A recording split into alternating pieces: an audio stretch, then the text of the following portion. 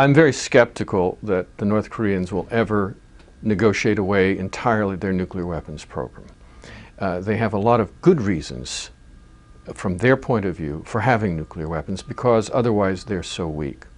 On the other hand, we can't know for sure what the North Koreans believe or feel now and especially in the future. Even if they're not prepared at the present to give up nuclear weapons, they might be in the future. Moreover, it's important to negotiate and be in contact with the North Koreans as a way of managing the situation, to understand what they're about, and also to show to the rest of the world that the United States is not the bad guy, that the U.S. is willing to be reasonable, willing to negotiate. Any transition in a non-democratic society has the risk of instability.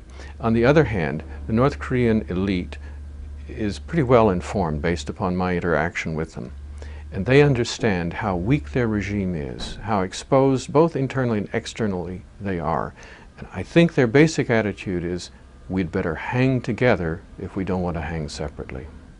Conceivably, one might be able, if there were no other problem or country in the world except North Korea, for the United States and North Korea to reach a diplomatic accommodation in which North Korea would give up all of its nuclear weapons.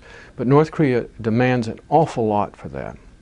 At the same time, the United States has to consider the views of its allies, South Korea and Japan, and they're very nervous that the United States might take actions which would hurt their own security.